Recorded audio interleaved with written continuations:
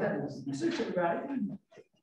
Well, welcome back, Kendra, who's no stranger to us. And what I'm going to tell you is the stuff you've heard many times when she's been here. She is the Robert R. Waller Chair of Population Health and Director of Rhodes College Health Equity Program. And she teaches courses in theology, ethics, Africana studies, and urban studies. And she's written 4 books and a number of articles, and I have that on a sheet, which maybe I should have brought, but you know, they're interesting. Her research focuses on the relationship between religious belonging, social inequalities, and health. And she's an avid cyclist who lives in downtown Memphis with her spouse, Matt, and their dog, Argos. She has a PhD, a BA from University of Evansville, a Master of Divinity from Candler School of Theology at Emory, and a PhD from Emory. And her topic today is strange biblical families. Prepare.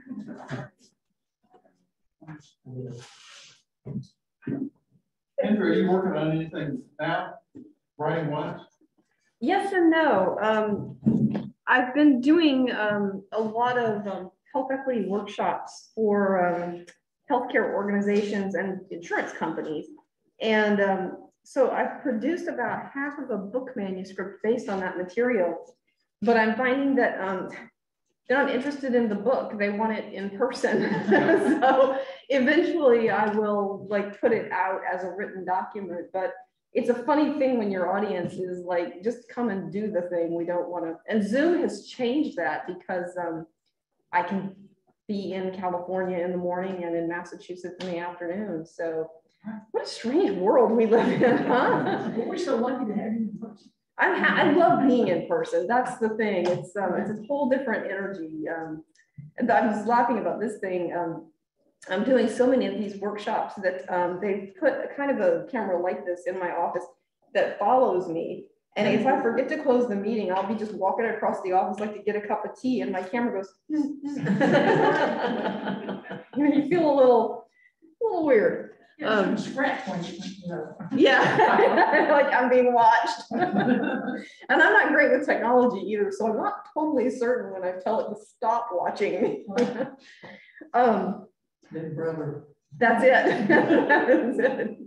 Although in this case, I think I could tell Big Brother to go away if I were just more competent with the technology. Sometimes I do literally stick my head in the hallway and catch a passing student and like, could you come tell me if my computer is on? Like, is this thing watching me? That's it. That's it. Okay, this is not what we're supposed to be talking about. We're supposed to be talking about strange biblical families. The next time I'm here, I feel like just you should only like introduce me as this is Kendra, and you know she always picks the weirdest things in the Bible, and that's what we're doing, right? That's I'm here to have fun, and I have fun with strange things in the Bible, so that's what we're doing. Let us pray.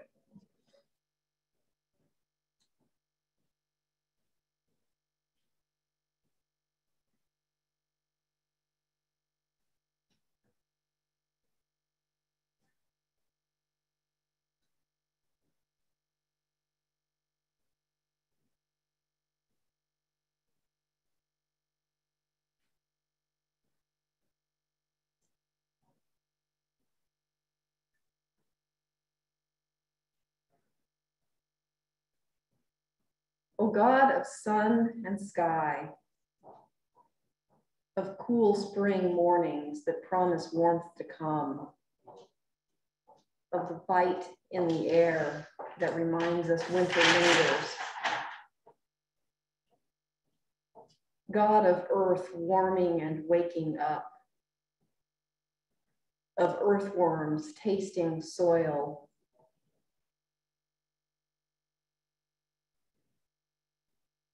O God of the flowers pushing up through the soil, tasting the air to see if the time to bloom has come. O God of the beauties of nature, we are surrounded by artifacts of our own making, of buildings, cameras, cars, and lamps. Keep us rooted our toes in the soil, our lungs filled with your good air, our eyes open to your beauties, our noses attuned to your fragrance on the spring breeze. Oh God, keep us connected to you and to each other through all the wonders you have made. Amen. Well, that does not bode well for the lesson to come. I promised Minna that I need like a van of light. So now we are. We're not going to get through all this today. This just gives you a sense of where we are. So what I'm going to ask is everybody find 1 Kings 9:16. And then let's say this row, you're going to find 1 Samuel 18. Middle of the room, you're going to find Exodus. Oh, wow, we got a lot of people on that side of the room. You're very Presbyterian, finding us Judges. So everybody's got 1 Kings, and then we'll do these three sort of, maybe keep a finger or a bookmark or something. And if you have a minute, go ahead and find all of them. Just stick a bookmark. We'll work through them. What we want to do today, while you're looking stuff up, I'll say, what I want to do today is think a little bit about the place of daughters in the biblical world. And this is not deeply, deeply different in the Hebrew Bible and the New Testament. There's just more material about it in the Hebrew Bible. So that's where we're going for it. And one of the things I like to do when I'm preparing the Sunday school lessons is take the topic I've chosen and the verses I'm interested in, and then do a Google search for something like daughters in the Bible, right? And what you inevitably come up with, maybe the first 2 to 3 pages of a Google search, will be devotional websites, inspirational biblical passages about daughters, and so forth. And none of them say what they think they say. Like, that's not inspirational, right? And so I'm doing this not because I want to like debunk the Bible and make us dislike it, but because I think we need to think really, really carefully about social context and how it affects what we read. And one of the reasons for doing this is that those passages that seem inspirational are often the ones that are creating a clear hierarchy between men and women, with the understanding that women receive this benevolent protection from men, but it's because they are inherently inferior, right? But then those same websites completely ignore some really radically egalitarian impulses in the Bible. And so what I want us to do is learn to read, let the Bible be the Bible. Sometimes it has radically egalitarian sensibilities, shockingly egalitarian sensibilities. And sometimes it's pretty rotten, right? It says things that we find really morally problematic. And that's New Testament and Hebrew Bible alike.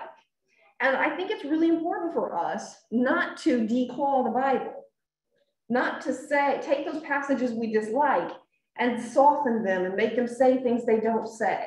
Let it say what it says, and then we will make our own judgment about that. And the judgment we make is rooted in a deep sense of biblical truth. So there are some truths that run throughout, and they contextualize these more problematic claims. Does that make sense what I'm thinking there? So I want to kind of use this to think a little bit about biblical authority. Okay, so the first thing to think about daughters is that if your wife or concubine is pregnant, you are praying for a son, right? What you want is a son. And why would that be? What kinds of reasons would make you want a son instead of a daughter? Not you.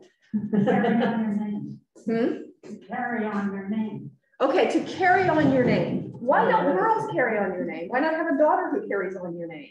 Because they were married to somebody else and they take that guy's name. If you even have Yeah, the daughter will get married to somebody else, and then they'll produce children that carry on the name of that person. But again, why isn't the daughter carrying on the name? I was like, She's take property of whoever she marries. Okay, because they need protection. I heard somebody else. I said, because she's considered property of whoever she marries, so she's not independent. Yeah, is the woman property? Is she tradable? That turns out to be a much more complicated question than you might think. There are times when it looks like women are property. There are times when they're clearly their own agents. The heredity law also goes from to the male. The inheritance laws, right? And we're going to actually have a look at those inheritance laws in a couple of different places that challenge that notion that the inheritance laws are all about the son. But what, like, I think in a way we're not naming it because it's so obvious. Well, the girl can't carry on the father's name because patriarchy, right? Because we're living in patriarchy means the rule of the fathers. Because we're living in a society that has constructed gender so that that's not something the category girl/woman can do, is capable of. So you need a prior commitment to a patriarchal worldview before you can construct all of these other things on top of it, right? And you could, of course, construct the world differently. You could construct it matriarchally, or you could construct it so that sex isn't an automatic kind of generator of gender. So we could separate those things. Hi, y'all. Yeah. So that's what we want to think about. Your wife, your concubine, your woman is pregnant, and you want a son because sons are economically valuable, because sons are economically productive, because sons are the right gender to carry on the family line, right? And so we want to think about what does that mean for the status of a daughter? Because it's not as though parents don't love their daughters, right? In antiquity, there is an emotional connection to children, male or female, except, we're really, really glad for parents. Okay, so, and we have two different models for what happens when that daughter is marriageable. We've got dowries and bride prices. And so I want us to think about what is a dowry, what is a bride price, and what is their social function. All right, let's start with 1 Kings 9:16.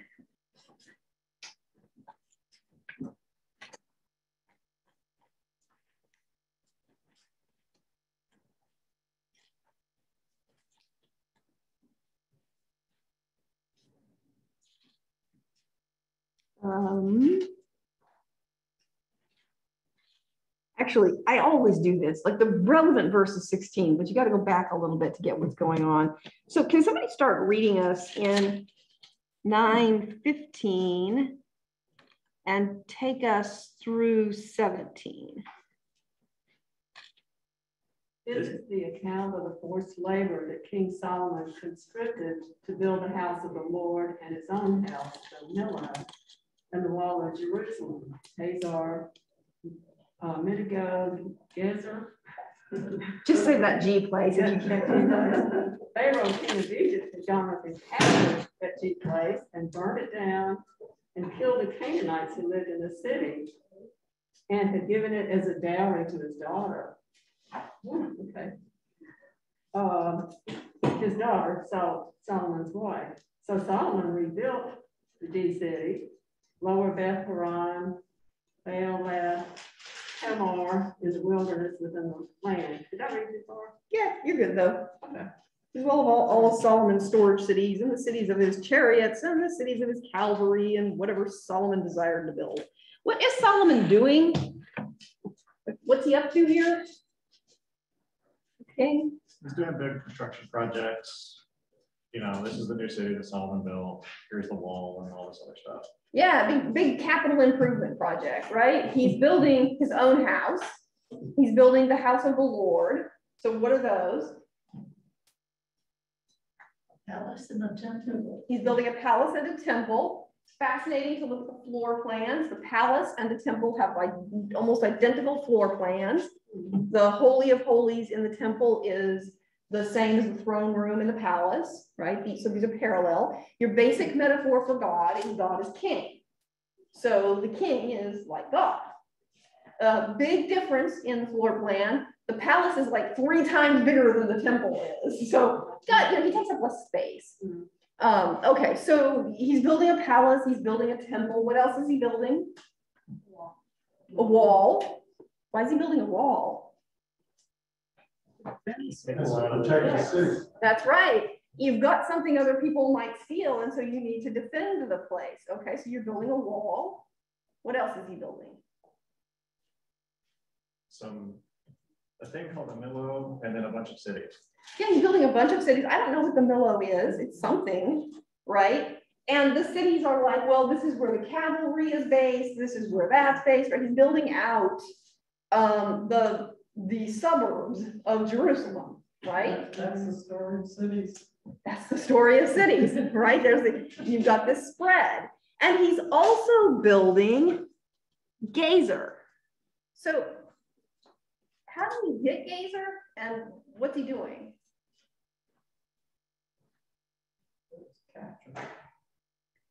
I guess it was one of the Philistine or Canaanite cities. Pharaoh came in and burned it down and then gave it to his daughter as dowry for when she married Solomon.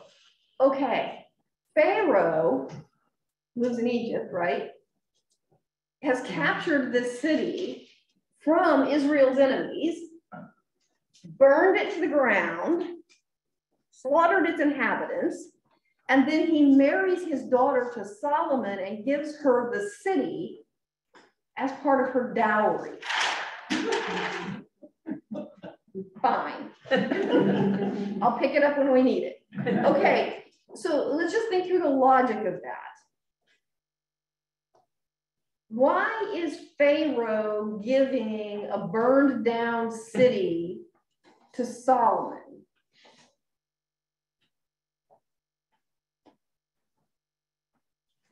So that Solomon can rebuild it any way he sees fit. Yeah, he wants, so Solomon can rebuild it, right? You burn the city down, you build it however you want it to be. This is like urban renewal. It's a tear down Right. project. We're not going to try and refix the old structure. They're going to tear it down. You build a new city however you want. Exactly. It's like eminent domain, right? You just knock down all the houses and you build whatever you want there. So he sort of did the pre-construction, right? He clear out the inhabitants, knock the place down. Why is he giving it to Solomon?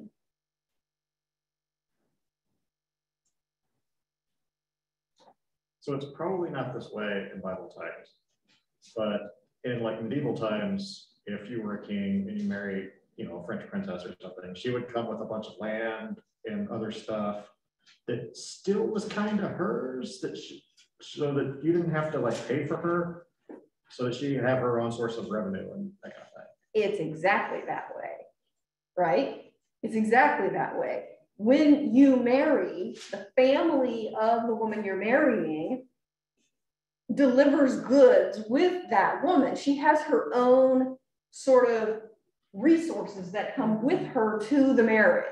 One of the things this does is protect social class, right? Because you want to marry within social class so that you're kind of like bringing something into the marriage, and so that you know that she's going to a place that's financially secure and so forth. When Solomon is getting married, you remember he's got like a bazillion wives, right? I think that's the precise number.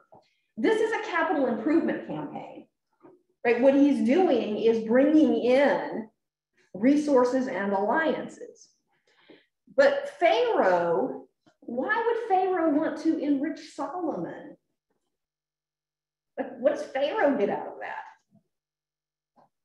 He probably doesn't have to give up another piece of land that he wants to keep for himself, or part of Egypt.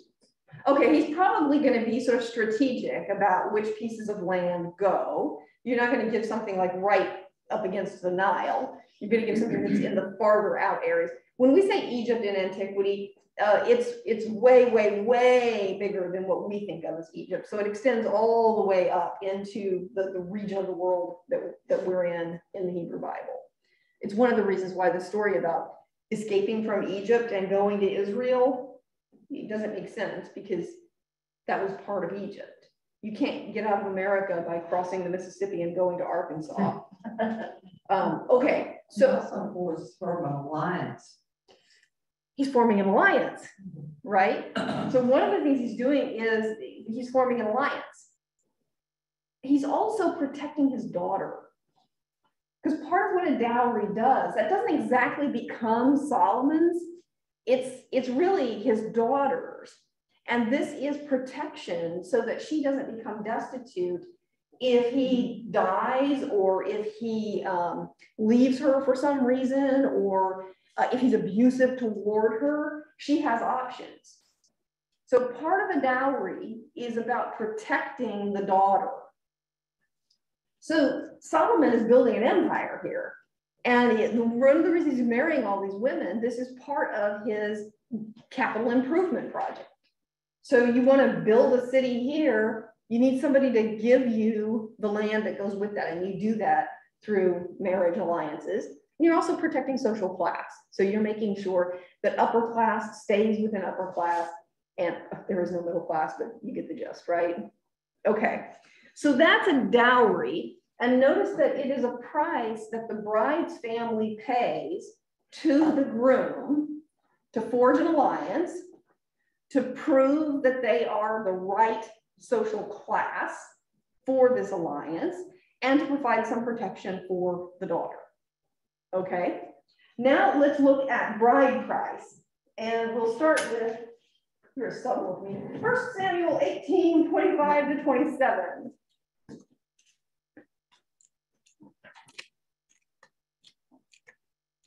Then Saul said, thus shall you say to David, the king desires no marriage present, except 100 foreskins of the Philistines, that he may be avenged on the king's enemies. Now Saul planned to make David fall by the hand of the Philistines.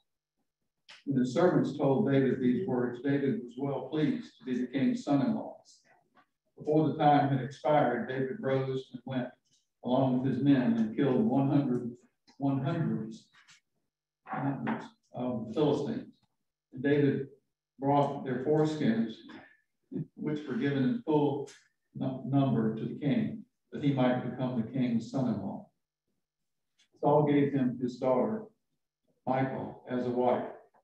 But when Saul realized that the Lord was with David, and that Saul's daughter, Michal, loved him, Saul was still more afraid of David. So Saul was David's enemy from that time forward. Okay. And we thought they would do the skeleton people. Yeah, this is the weirdest wedding gift ever. Okay. David wants to marry Michal. Why does David want to marry Michal? I mean, just to be completely cynical about it. Like, oh, they're in love. No. Why does David want to marry Michal? For a dowry. Hmm? For what? Her dowry. There's no dowry here, right? Notice who's paying. Saul's not paying David anything, right? The assumption here is that David will have to pay Saul something, right? Okay, that was a good guess, but in this case, it's not a dowry. This is a different way of organizing marriage alliances. Yeah, David's just some guy. Saul's the king. Yeah, the king's family. Yeah, Saul is the king. Who is David at this point? What's his relationship to Saul? He's one of the soldiers, I guess. Yeah, he is a soldier. It's a little more specific. He's the lead general. He's a general in Saul's army. And he wants to reach up in terms of social class, right? Now, this is not a dowry arrangement. The expectation here is that if David wants to marry into Saul's family, David will have to pay Saul for that marriage. It's a bride price, not a dowry. And so Saul asks for what you would do in a situation like this is you would ask for a bride price that proves the groom is the right social class to marry into your family, right? So if you're a king, you're going to ask for an extraordinarily high bride price. So Saul asks for, yay, congratulations, what a great, on your marriage day, the foreskins of 100 Philistines. Okay, just to state the obvious.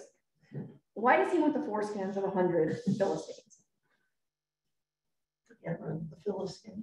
Yeah, I mean, we're assuming you're not taking these off of like, hey, when you donate your foreskin, right? It's not, oh man, I hope this is not recorded. No. The assumption is that you will slaughter the Philistines and bring evidence of that slaughter. Why the foreskins? Like, why not bring the 100 Philistine heads? Yeah, everybody looks alike, but the Israelites circumcised, I guess, and the Philistines presumably don't. Yeah, part of what you're doing is marking the Philistine body with Israelite dominance. So the practice of circumcision is pretty distinctive. And so, yeah, now from the Philistine perspective, it's mutilating the corpse. From the Israelite perspective, it's a kind of a mark of cultural domination over the Philistines. So Saul asked for a high bride price, and that is he wants to win the war. So he also asks David for something he thinks David can't deliver. Because marrying Saul's daughter, what effect does that have on David's standing? Yeah. That is his class. Yeah, it's pulling him up into the class of the nobility, if not the royalty, right? And it doesn't exactly put him in the line of succession, though, does it? I mean, Michal is Saul's eldest daughter. Is that how that works? Probably not, but he's like the first king, so who knows what the rules are anyway. He's the first king of Israel. There aren't rules yet. Now, the assumption is that the line of succession will be through the eldest male, so to Jonathan and so forth.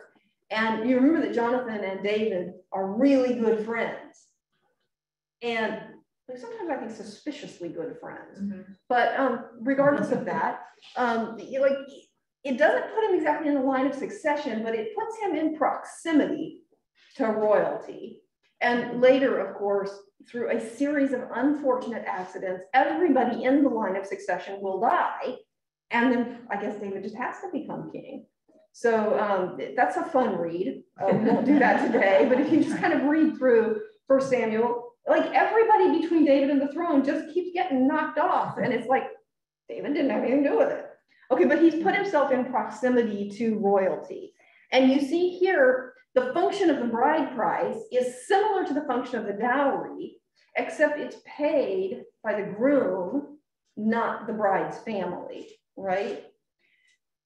In addition to proving that the groom is worthy of the social class of the bride, what would the function of the bride price be from the perspective of the bride's family? You have enough skill or money to marry the daughter. Yeah, you've proved that you have some worth that I should entrust my daughter to you. It's also true that the bride price would also have been sort of set in reserve as a kind of trust with same expectation as the dowry, that there's some protection there for the bride if the groom is killed or leaves her or turns out to be unsuitable for other reasons. So in both cases, bride price and dowry, different parties are paying, but same thing's going on. There's an assumption here that you do need to provide for the welfare of the woman. Okay. Put those foreskins in the bag.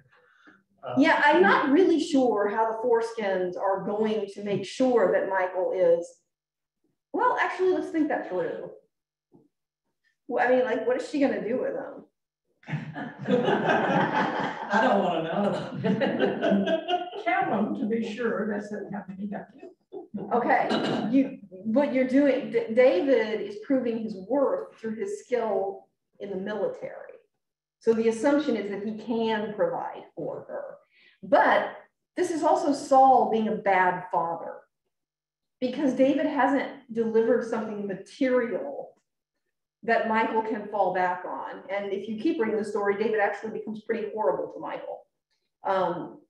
So in this case, a more appropriate bride price would have been that the 100 foreskins signify that you've taken a Philistine city and the city is Michael's, right? But Saul is apparently a pretty terrible dad. So he didn't do that. He didn't provide for Michael, but if you really wanted the bride price to function the way it should be that the city of the Philistines went to Michael. But he also never really expected David to deliver it, did he? No, he didn't. So what difference does it make? That's right. He set David up for failure. And that could have been a cue to David. Like, he doesn't actually expect this because otherwise he'd be asking for some material. And of course, David took that page out of Saul's book, didn't he? He later does exactly that same thing. Do you remember? Somewhat more skillfully. When does David do something like that? Uriah and Hittite. That's right. He wants Bathsheba as a wife, and so he does a very similar thing to Uriah. He sets him up to fail. Not as a bride price, but it's David learned something from Saul. We have 2 notes from the chat from Peggy. Oh, good. First, about why you want sons. Also, when the father dies, the son will take on the care of the mother. And then on dowries, the daughter, if she becomes a widow and doesn't have a son, even with the dowry, she needs to have some sort of man to be able to participate. Yeah. Yeah. It's interesting that thing about who takes care of the mother. Peggy, I don't have a good answer about whether the expectation was that care fell to the son or to the daughters. I just don't know the answer to that. I'd have to look that up. And it may just be I'm not sure, because if the daughters have married out and moved geographically distant, then it would make sense that it's the sons who are still local, but I'm not completely sure about that. Okay, where are we? All right, let's look at Exodus 22, 16 through 17.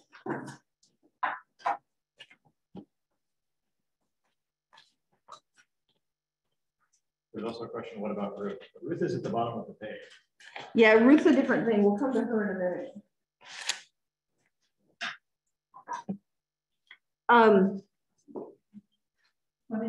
22 what? 22 through 16 through 17. And by the way, when you when you Google the Bible daughters, this is not one of the inspirational quotes that comes up. Yeah, okay. Yep.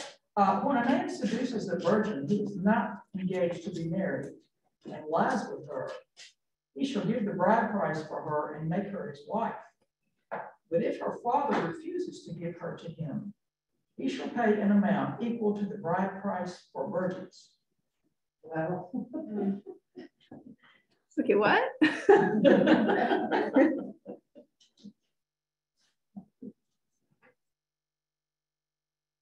Well, it gives women some worth. Yeah. Yeah. Well, there's sure a lot of putting to death before and after this. So all things considered, it could be a lot worse. Okay, contextualize it, right? If you think about what we've been looking at so far, 1 Kings and Samuel are both Deuteronomistic historians, right? Do y'all remember that?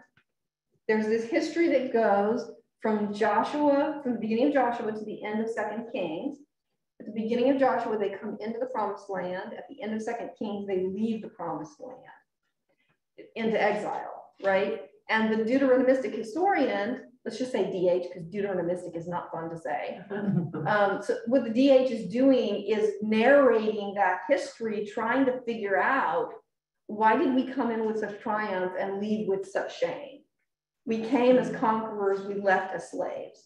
What happened? And so it's a story of how corruption and lack of faithfulness infected the people to the point where they were no longer worthy of the covenant.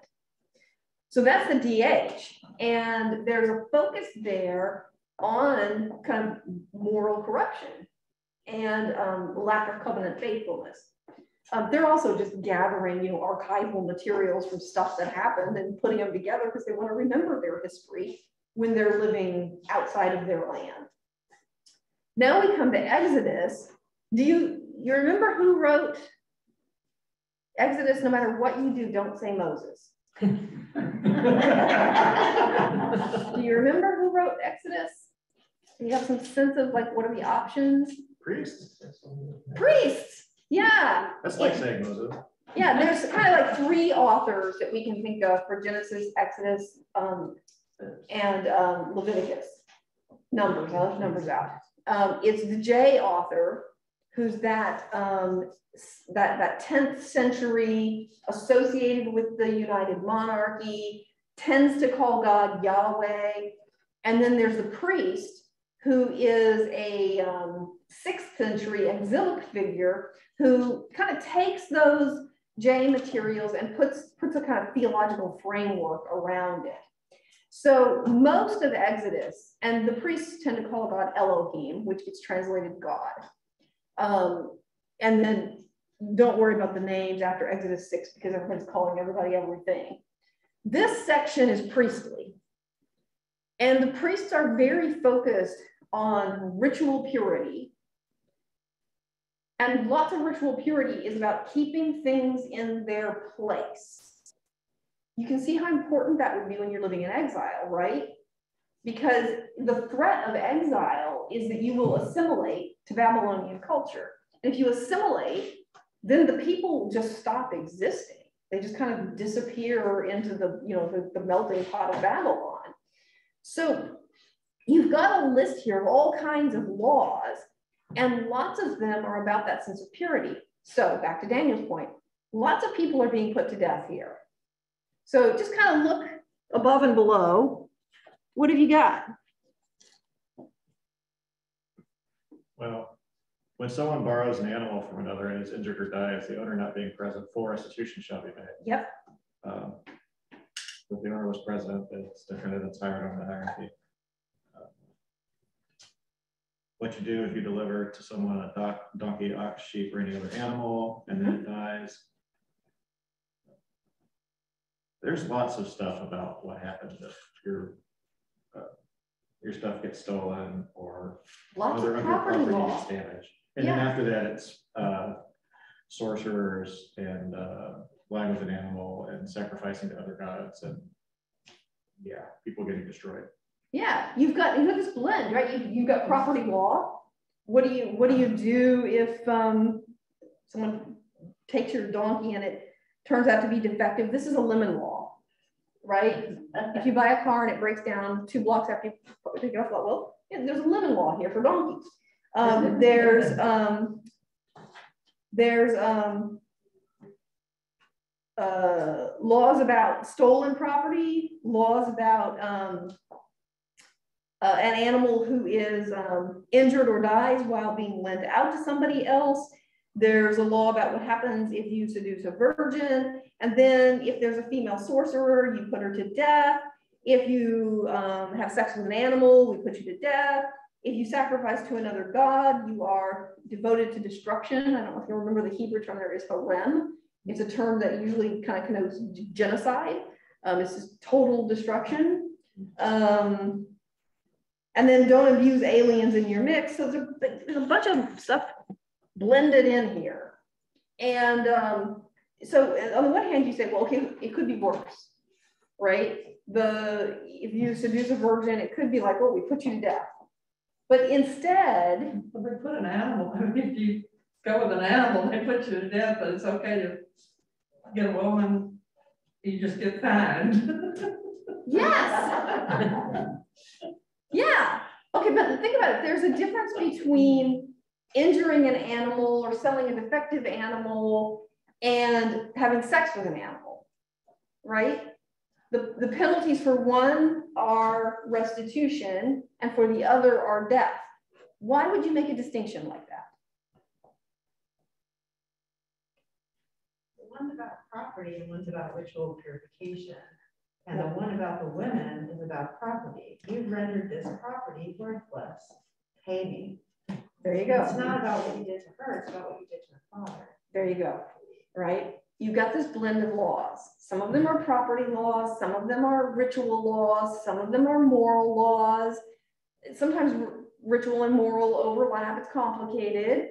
But if an animal is injured, you're talking about a property law, you pay restitution. The animal is your property. If you have sex with an animal, that's a violation of boundaries. Keep separate things separate. And so there you're put to death. Now the question is, and you put it beautifully, horribly, what kind of law is the law about having sex with somebody's virgin daughter? And property. It's a property law. This is a property violation. You're not put to death because you haven't transgressed a boundary. There's not a moral problem here.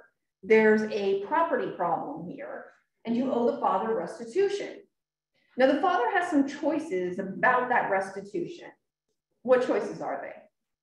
So you have to pay for the daughter anyway, but it's up to him as to whether you actually get her or not. Yeah, you have to sort pay of the buy bride way into price. the family, but you can still Cindy Peckham. Yep, you pay the bride price. And then the father gets to choose whether you get the bride or not, right? But then the bride is no longer viable for forming any kind of alliance or anything. She's just, her life is just gone. It's okay though, because she got paid for already. She got paid for it, right? Now, you raise a good question. Is the bride now worthless? Like, could you sell her again? I mean, if he doesn't marry her, if he just pays the price. Yeah, if he doesn't marry her. And so the father could say, you've given me the bride price, but I don't want you with my daughter, so I'm keeping her too. You're gonna pay it either way. But if the father is like, oh, you know what, this is a pretty good match anyway, what the heck, off you go, fine. But now let's ask about that assumption. Has the daughter been made worthless?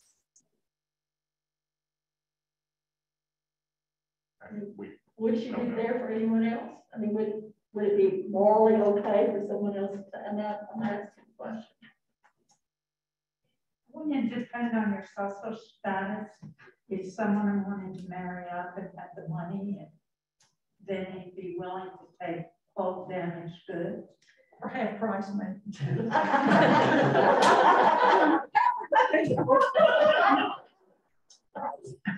Like special.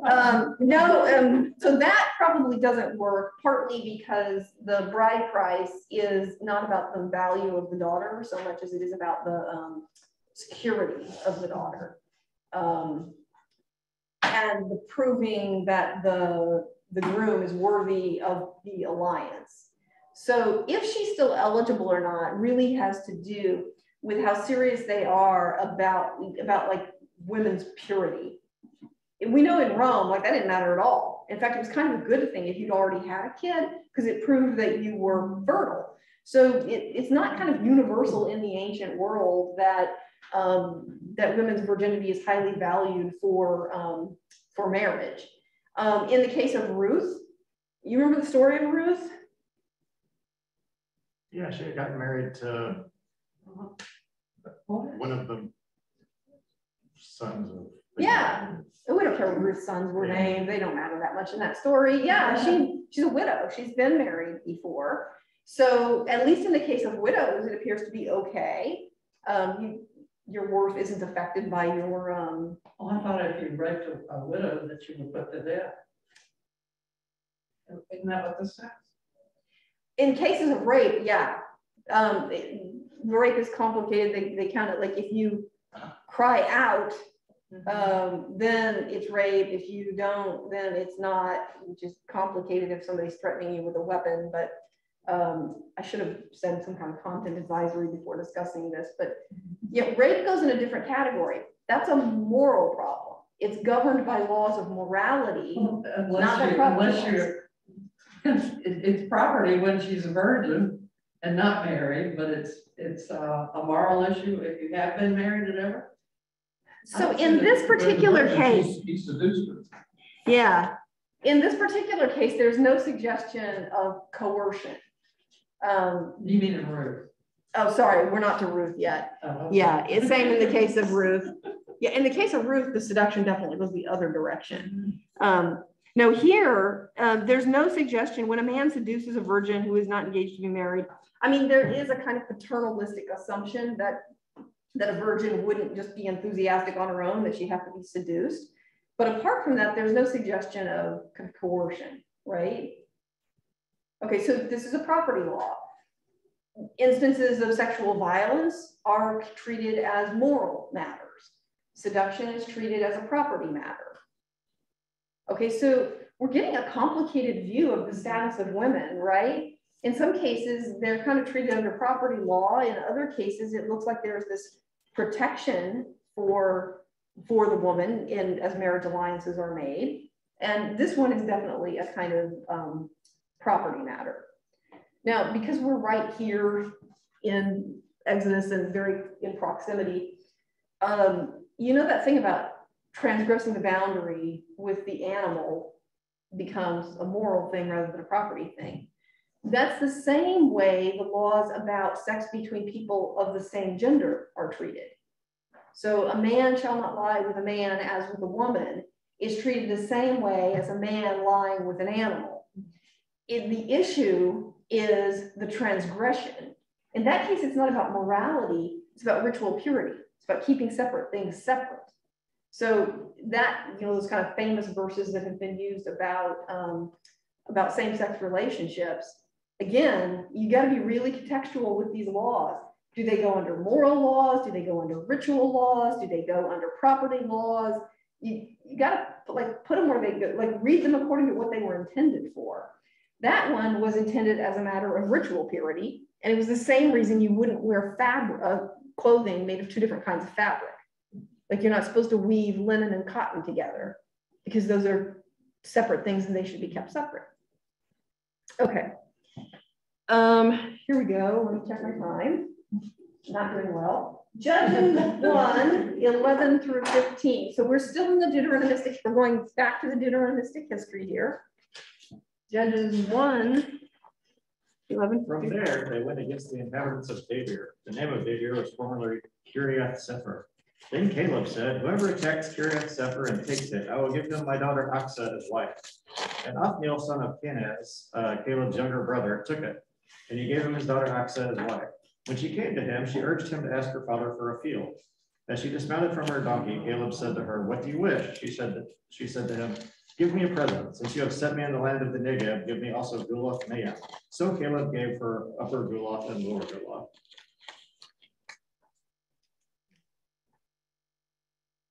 Okay, that was impressive just for the sake of the pronunciation. I mean, let's just take a moment. Okay, what the heck happened here?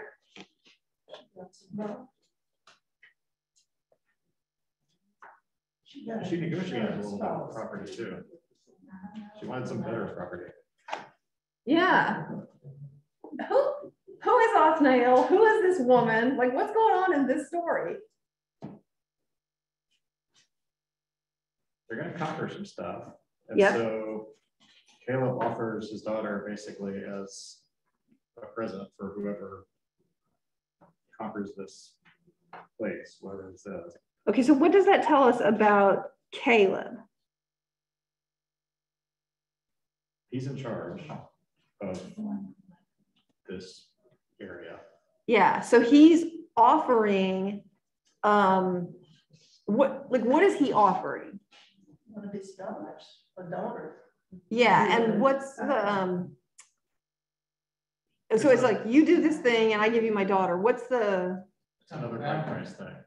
Yeah, this is a way that you can climb social class, right? We're doing conquest here. And if you prove yourself worthy by the 100 foreskins of the Philistines or by conquering the town, whatever it is, military might is a way of paying a bride price. So what we're getting communicated here is that Caleb, who's apparently in charge, wants to motivate his troops, and the motivation is a prize, and the prize is the daughter. Okay, so who's Othniel? Caleb's nephew? Caleb's nephew, right? I mean, it's son of Kenaz, Caleb's younger brother, right? This is his nephew. he does something nice for his daughter, she goes to him and says, give me yours. She turns around and asks for a dowry. Yeah, she's like, Dad, you didn't do anything to secure me. You traded me off for this conquest. So this is close to the problem of Saul and Michael, right? And so she negotiates, right? She's like,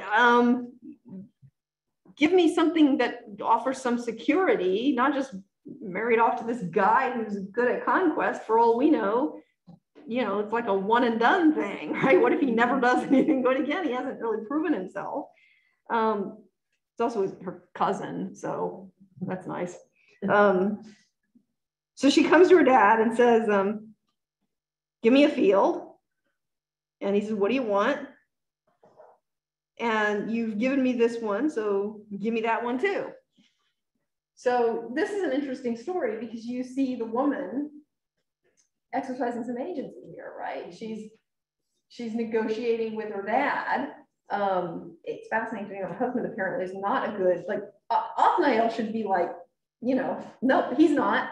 Caleb's not thinking right. So the daughter is thinking, like, none of these men knows what's going on here. So I will take matters into my own hand and explain to him, this is what you need to do to set me up for security and prosperity, right? This is how we keep social class secure.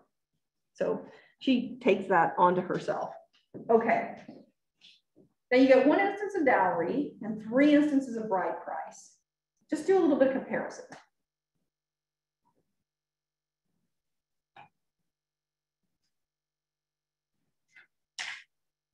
What works? It's What more doesn't about work? property. Hmm? It's more about property.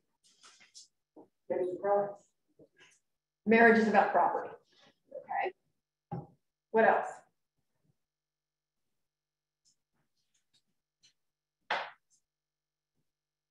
Dowry is given and the property, the price is open to negotiation. A dowry would definitely be negotiated. Yeah, we don't, in this case, it's just like Pharaoh just gave it, but clearly Solomon would have been negotiating that. You wouldn't just fall in love and take whatever the father happens to offer, right? You would negotiate all of that in advance. Was the dowry related to social position and desire for? You could, I mean, like if someone is seduced and they have the choice that they have to pay the bride price, well, how is that determined? Yes, both the dowry and the bride price are directly related to the social position of the bride's father. So if you are a commoner and you have seduced the daughter of the king, you are in big trouble. Right? Like that, and there's no way that bride price, this is really. Well, what if you can't pay the dowry? What's the penalty now? That's a good question. You can't pay the dowry, your daughter is not getting married to the big important guy. If you can't pay if it's a dowry and it's an advance, then the father's just not going to approve it. But in the case of seducing the virgin, what if you can't afford the bride price? Then the laws governing debt go into effect. My guess is the most likely thing is you're going to die or be permanently enslaved to the father or something like that. That's guessing on my part. But the laws governing debt, because remember, this is a property law matter, right? So the laws governing debt would go into effect. Okay.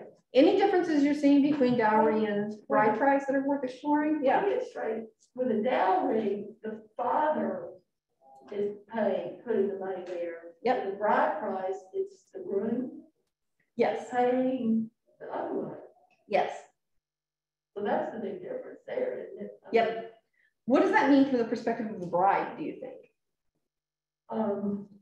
She's being taken care of with dowry, and with the bride price, she's property. I mean, Depends more. on if she's moving up. I'm buying a wife. Or just buying sex? Well, what you're buying is a political alliance and heirs, right? The assumption is that the woman provides you with heirs. That's her job. So think of it this way. The dowry does not come directly under the control of the groom. It gives the woman some independence. She has, these are my resources. And because we're married and because we have this alliance and because I want our children together to have all of these advantages, they're going to merge over time, right? But during the life of the bride, she has relatively autonomous control, or rather her father has kind of control over that dowry. That keeps the husband from just taking the dowry and blowing it, because that leaves her with no protection. So the whole function of the dowry was to keep financial control away from the husband so that he had an incentive to be good to the bride, right? What about bride price? That gets paid from the groom to the father of the bride. How would that work? Deal's a deal. You bought her, whatever you want. Yeah, no refunds. It's basically gonna show that you have enough resources to make it worthwhile. Show you have enough resources to be worthwhile. Does it have any protective quality for the bride? A little bit. If you're cashing it, you know, if you're bringing in however many shekels, it probably you've got more, or you can get more. Okay, the assumption is you can afford this. Okay, this is a little complicated, but think of it this way. The assumption is that fathers love their daughters more than husbands love their wives. That fathers love their daughters more than husbands love their wives. So the dowry is the father's way of protecting the daughter. The bride price could do that as well, because in this case, the groom has completely handed over control of those funds to the father. They're not even in his possession. He can't draw on them in any way unless the father gives permission for some reason. So the father can hold that in trust for his daughter. The assumption is that the father wouldn't just blow it, because if he did, he would put his daughter at risk, right? So I think, remember, strange biblical families, right? There's an assumption here that you have greater care for your progeny than you do for the alliance you've made, because the marriage isn't a romantic relationship. The marriage is an alliance. Now, certainly, I think there's no era of human history in which sexual partners aren't likely to form emotional bonds, but that's not a guarantee. Of course, it's not a guarantee that parents will love their children either, but there's a kind of a social assumption here that parents will love their children, that they will want to protect their children, and that marriage is a risky thing for women. And since marriage is a risky thing for women, you set up these provisions, dowry or bride price, to protect the bride from the groom, right? That's the assumption, that you're protecting the bride from the groom. So I think that's a really interesting way to think about domestic arrangements and how different ancient societies organize their finances to think about protecting women. Okay. Now, where we didn't go, and will next time, I want us to think about this question of daughters and their worth and their protection, and we'll do this next time. We're going to look at these 4 passages about daughters and property. And you know, the one we didn't look at, or we won't actually. You remember the story about Jephthah's daughter? It's in Judges. Jephthah is a judge, and he's about to conquer an enemy, and he's worried he won't, so he makes a bargain with God that if he wins this battle, the first thing that comes out of his home, he will sacrifice. You remember this? After the battle, when I go home, whatever's the first thing to come out of my home, I will sacrifice. He probably thought it was going to be like a chicken, right? But because, you know, you got the courtyard with the animals wandering around it, but his daughter was the first thing that came out of the home. So he sacrifices his daughter. And in that story,